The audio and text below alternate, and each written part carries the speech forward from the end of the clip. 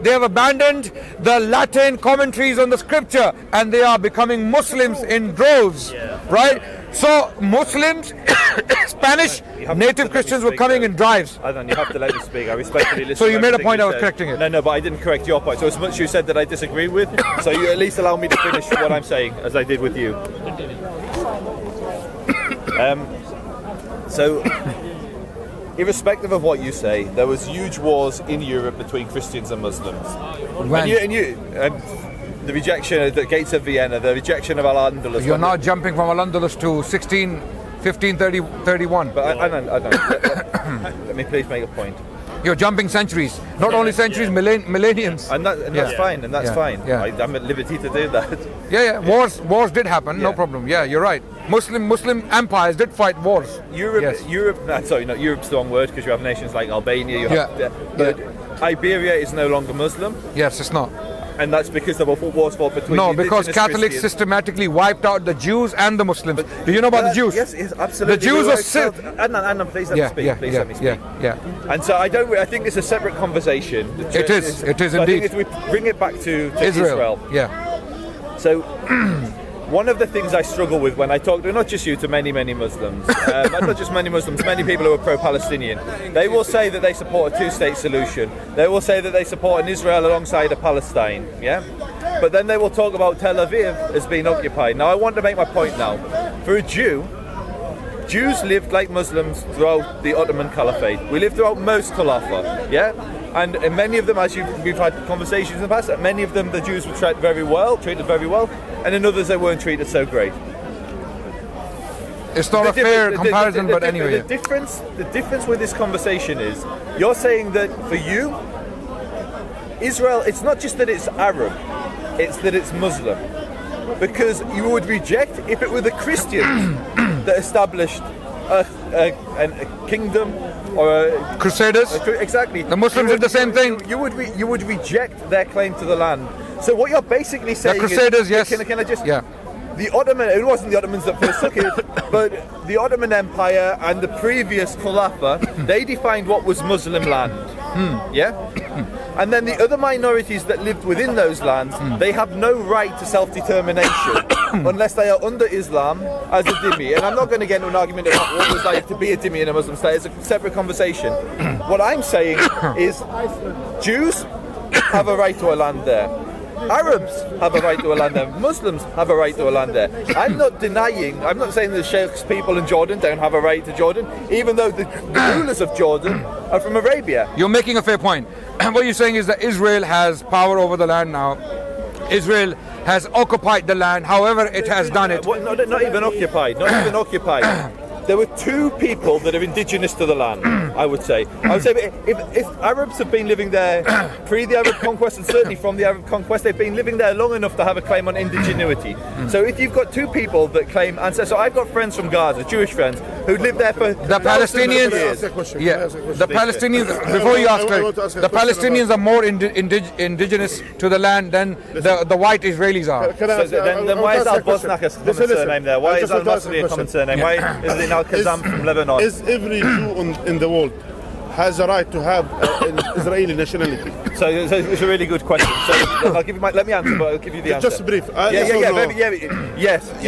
So if someone didn't care about Israel at all in his life, a Jew, just because he's a Jew, because he's a Jew, even though he's atheist, whatever it is, he is entitled to have a citizenship in Israel.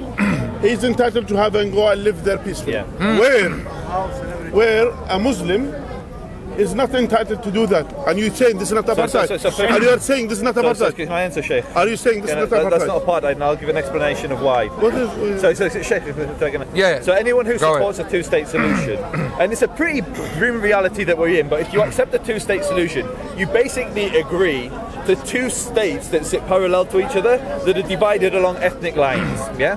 So an Arab majority state and a Jewish majority state. That's what all the Europeans who argue for a two-state solution, any of the liberals within the PA, the Palestinian Authority, that advocate for a two-state solution, they do so along ethnic lines. Now, if the Palestinian state was established, the Palestinians would have the right and should have the right to offer the right to return to all of the Palestinians that are in the Palestinian diaspora. So whether you're a Palestinian living in Kuwait or a Palestinian living in London, in a Palestinian state, you would have. That's a fair point. I'll tell you why it's a fair point. Because not all the Muslims can live in Israel. I know, and not all the Jews can live in Israel. The same thing. No. Jews are very few in numbers. I mean, they can all live in Israel, no doubt. The Jews are very few. 30 million Jewish people in the world. I don't know. They might have gone up to 40 now. Okay. Yeah. Muslims are 6 billion. Sorry, not 6 billion. 2 billion. 2 billion. Okay. So we can't possibly. Time now. So the point, coming back to the issue is not the Jewish people. The issue is not the Muslim people. The issue is occupation. And we as Muslims have a consistent approach. Historically, when the Crusaders came in, when they took the land by force, slaughtered the population and brutalized the rest, the Muslims resisted. Right? What the Muslims did when they took it off the Byzantines. No, they didn't slaughter the population. They didn't slaughter but they took the land by force. There was big wars. They took it by force because they were supported by the natives. They were supported. Yes. Imagine. Of course, the natives, Syrians, because this was Bilad al-Sham. Bilad al-Sham was Lebanon, Jordan, Syria, and Palestine. This was Bilad al-Sham. The people of Bilad al-Sham were Orthodox Christians. They were not Chalcedonian, Byzantine Christians. They supported the Muslims. Likewise, Egyptians supported the Muslims. When Muslims went to Spain, the Jews supported the Muslims. The Jews. Adnan, with the greatest respect, when the 48 war broke out, there were Arabs that supported the Zionists. So you go to Arabs that supported the Zionists. There's a village near Jerusalem called Abu Ghosh, which is seen as a beacon of peace, where it's famous for its hummus, and they supported the Zionists. There were Bedouin that fought with the Zionists. I mean, the history isn't as black and white as it's often portrayed. I just wanted the critical thing. There are some Jew who used to be in Nazis' army. Some Jew used to be senior. It doesn't make them nice people. You understand? Yeah, they were. You know this. That's a very good. Again, we're jumping around. Comparison. So don't give this bad example. No. But give a representative example. I think something that represents our history. So I just think that there's a fundamental point here that we're dancing around. Yeah, which is occupation. Yes, we keep using this language. Yeah, occupation. Yeah, and so a brutal occupation by them. No. So in 1948, Israel didn't invade its neighbours. No, 8 Arab armies invaded Israel. Okay, that's a good question. In 1948, the British mandate had been implemented. 1917, Balfour Declaration, because of Lord Rothschild, who had some very strong influence on the establishment at the time, because of his, it's there, it's clear, it's not even hidden anymore, it's not even conspiracy theory anymore. There are interviews of James Rothschild, Jacob Rothschild, who was recently interviewed. You've seen the interview? Yeah. When he said, my grandfather, proudly, he created the state of Israel. And then he has the declaration there as well in glass in his palace. So the point is, Rishi, how the land was occupied against the wishes of the people. The British had no authority to give that land to the Zionists. The British didn't give the land. The British abstained from the. What is the British mandate? So you're confusing your history. No, don't shout over my ear. I'm really respectful. Let him disagree. Yes. So you're conflating the British, the Balfour Declaration, the British mandate, and the Declaration of Independence, or the UN partition, followed by the Declaration of Independence. So 1917, one of the Rothschild branches of the Rothschilds were a fragmented family. Some were for the Jewish state, some were against it. No, the important ones, the bankers. They were all bankers. They're the ones who were all bankers. Yeah. There were famous bankers who just wanted to assimilate and didn't want a Jewish state, and thought the safest thing for the Jews would be if they just basically. It was became James Christians. Rothschild, right? Jacob. No, Jacob was the grandfather. Who is alive now? What's his name? The one who's alive now, who was interviewed? Evelyn the Rothschild. No. This is a recent interview of one of the Rothschild. I don't know if his name is James or recent. The one who's alive now. Evelyn the Rothschild. Yeah. He was interviewed and he clearly. But the one you're talking about, the one who was alive at the time of the Balfour Declaration. So let me see. I think it's Evelyn. Yeah, that's okay. But all I'm trying to say, Adnan, is you're conflating different points in history. So, which I may occasionally do with Muslim history because it's not my speciality. This is my area. So 1917 was the British mandate. The Balfour Declaration. The Balfour Declaration was the British government saying they supported the establishment of a Jewish national home. Why? In that region. Can I just make? Let me. in that region. You fast forward to the British Mandate of Palestine. The mandate was given to the British on the condition they fulfill the Balfour Declaration. Where there was previously Ottoman controlled land, with the collapse of the Ottoman Empire, there was a belief that the indigenous peoples of those lands should ultimately be given sovereignty, and the mandates were temporarily awarded. Who gave the right to the British? Can I just finish my point, Adnan? To facilitate the establishment of the indigenous peoples within those lands. Okay, I have a question. Just get to the history, then you can ask a question. Previously, when empires went to war, they would conquer the land and declare it their territory. So Britain would conquer Scotland, and Scotland would become part of Britain. Islam different caliphates would expand their borders, and those lands would become part of the caliphate. With Israel, it was slightly. With the British Empire, it was different. What the British did at that point, and it wasn't just the British, it was the French as well. They took temporary stewardship of the land on the condition. This was at 1920. So when was the declaration made? Very important point. 1917, the Balfour Declaration. By 1917, the British still don't have the land, and they're giving it to the Jews, to the Zionists. Adnan, can I please? Before there is an apple tree. Wait, there's an apple tree. There are apples on it, and I tell you, and the tree doesn't belong to me. The tree is in a field. I say, you know what? I'll give you those apples. I let you speak. Please let me at least put my argument across. And so, in they were awarded a temporary mandate on the condition they create a national home for the Jewish people there. That region at that time was Transjordan, Israel, the West Bank and Gaza. That was the British Mandate of Palestine. Yes.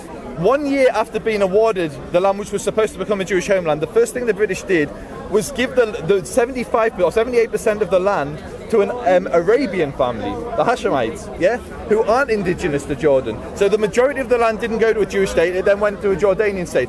And then came the part, there was various conflicts between the Arabs and the Jews in that region. And then in 1947, there was a vote that went to the United Nations, And in that vote, 33 states voted to recognize Israel. 13 states voted to reject Israel as a Jewish state or as a sovereign state.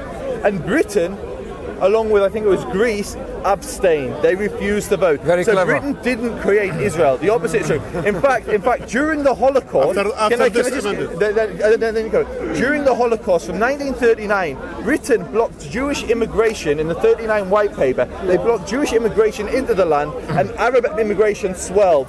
It went through one of the largest population explosions the Arab world knew, as Arabs flocked there, attracted to the prosperity. But the question still stands, Joseph. Then I'll summarize. And then Britain didn't create Israel. Israel was given or recognized by the international community. No. The international community recognized. When will you tell the history as it is? I believe I just have Adnan included. No. Let me tell you the history. A little bit confused. 1917, Britain has still not yet occupied Palestine. When did Allenby walk in? When did Allenby walk into Jerusalem? What year was it? Do you know? Well, it wasn't Palestine. I've just been told it was. No, Jerusalem. So what was your question? Jerusalem. When did Allenby walk into Jerusalem? 17 was it? No, I'd assume it was 18 or 19. But 1924. If I don't. 1924. Yeah, check Allenby, Jerusalem, 1918 or 1924. It was after the Balfour Declaration. The British had no right to give that land that belonged to the Palestinians to the Zionists. They had no right to do that. They had no occupation of it. They had no ownership of it, and they gave it. So when did Allenby enter Jerusalem? 1917. Battle of Jerusalem, 1917. 1917? Yeah, not 24. Okay, must be. Ottoman was created in 21. So Allenby actually entered. No. When did Allenby enter into Jerusalem? That's the point. Yeah, 1917. No, it doesn't. Wait. Look, there you go. Edmund Allenby, commander and leader. It's an inconsequential point of the argument. So So the British had already agreed with the Zionist establishment that the land of Palestine will be given to them. You gave an example of the Hashemite family. You see, the Hashemite family was given the kingship of Iraq and Jordan, not the land. You understand? You have to understand. The Hashemites were not moved from Mecca and put in Jordan Wadi Rum and told the Bedouins to get lost. No. none of the land of the Jordanian people was taken away from them, right? Likewise in Iraq, the land was not occupied from the Iraqi people. In this case, the land was given to the Zionists. The land that didn't belong to the Zionists. Jordan didn't exist pre-19. I agree. We agree. It didn't. Yeah, we didn't. What's Yes. your problem? What's your problem? He's not saying it. The land was not. Yeah. Any Jew that was living in British Mandate of Palestine, Yes. they would have considered themselves, they would have supported Israel. The early Arabs, back in 1917, all the way through to pretty much 48, Palestine was seen as a word that the Zionists used. Call yourself Mm-hmm. So Palestine was seen as a Zionist word. The Palestinians adopted the identity. Who said it was saying? On Abdallah. Yeah, 1917. In 1916, when the Arab Revolution against the Ottomans, against the oppression of the Ottoman, to remove the Ottomans, not to bring back Zionists. You understand? So they were demanding the Arabs who came from Palestine and from Jordan, from Syria and all this, from all these areas, and they supported the Arab Revolution against the Ottomans because of the oppression of the Ottomans, not to bring another apartheid state. You understand? So they were fighting the Ottomans to have their land back from the Ottomans, to remove the oppression from the Ottomans. So as soon as they have done this, they were misled by the British, and then later on, because the British they have the upper hand now. They didn't use now they don't need the Bedouin anymore, and they have the weapon and all of these things. They just occupy the land, and Occupied the land. British, okay. yeah, and after that, and then they divide the things the way that they think, and then they give it. No. They were terrorized into it. The British were actually terrorized into it. There were Zionist terrorists who were blowing up British establishment, places. Who? You know Haganah, right?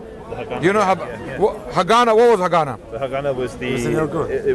What was it? It was a Jewish defense force. It was a terrorist organization Jewish defense force. The Haganah wasn't. The Stern gang was. The Lehi was. Okay, so who was the, You're confusing who was the first prime minister? Sorry, David Ben Gurion. Okay, Ben Gurion was a member of Haganah. Okay, He wasn't a terrorist. Okay, Haganah never did bombings. Haganah never did bombings. He condemned Lehi. He condemned Irgun. Okay, let me check. There was division. The only within people that the Jewish Haganah bombed were themselves. They bombed the Irgun So Haganah did bomb. on the Sea of Tel Aviv. Did they bomb?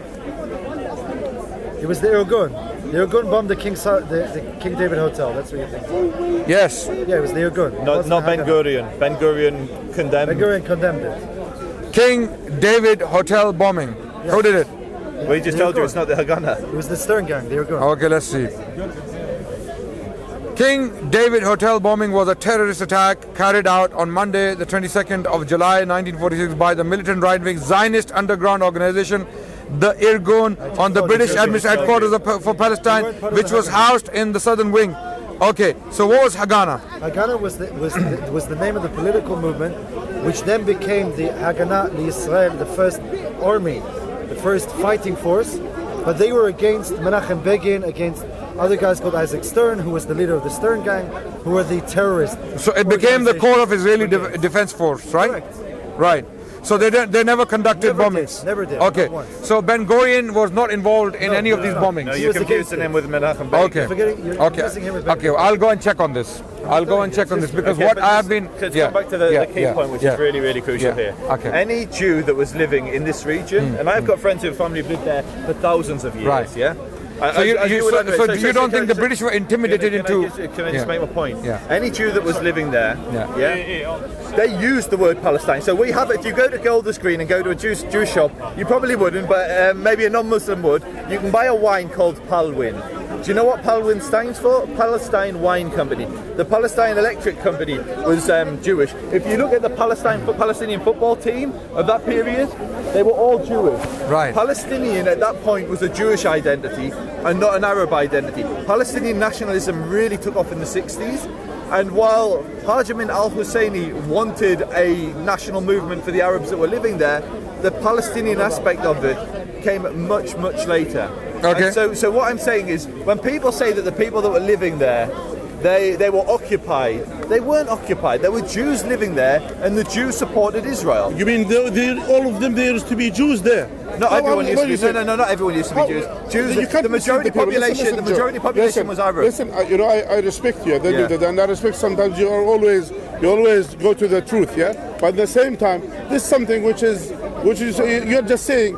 You appeal. You are saying to the audience that there used to be Jews all over the place. There used to be. No, it wasn't the case. It was not the case. No, the majority were Arabs. And then how a minority? I agree. So how a minority? This think about it. Wait. Zionist political violence refers to acts of violence or terror committed by Zionists.